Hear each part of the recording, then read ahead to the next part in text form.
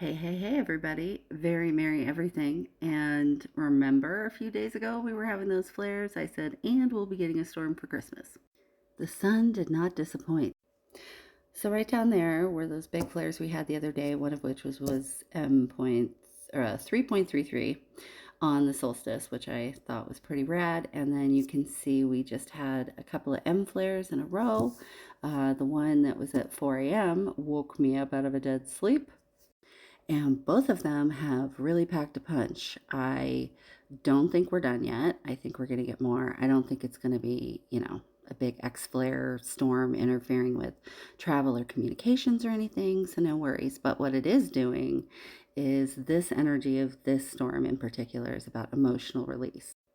So there's a still of what that coronal mass ejection from that flare looked like. It was a pretty big whopper. There's another with a little more clarity, and I'll show you the video footage, of course. And here's that gorgeous flare footage coming up.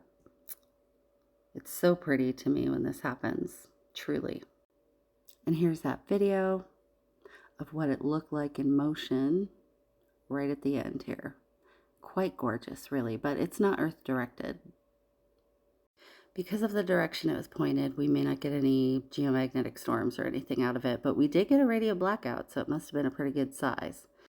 So there's something going on astrologically right now with Chiron and the moon, and Chiron is the wounded healer, and we're releasing big emotions right now. And this solar storm that we're having right now, that I predicted, I got to keep saying that because, to be honest, I can't believe it when it happens. Because really, there is no technology that does that yet. We have a probability, there's mathematical calculations, but they can't say, I hear the sun, and then it goes off in 4 hours, you know? So blows my mind every time. But we're releasing deep hurts and anything that you've been holding on to. And you may have the solar sappies today. That's what I call it. That solar energy comes in and you just feel sappy about everything. You may be happy, you may be sad, but you may be sappy. And so let those feelings flow through you and release them, because the whole point of this is not to stay stuck in them. It's to let it go. It's to process it and release it. So there's your Christmas storm.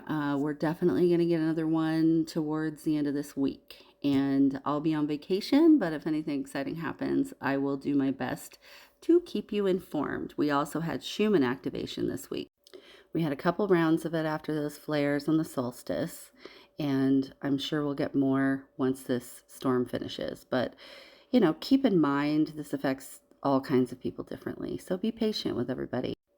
This is the far side of the sun right now, and we have giant sunspots that are going to be turning Earth facing at the end of the week. That's why I say we're going to have a storm.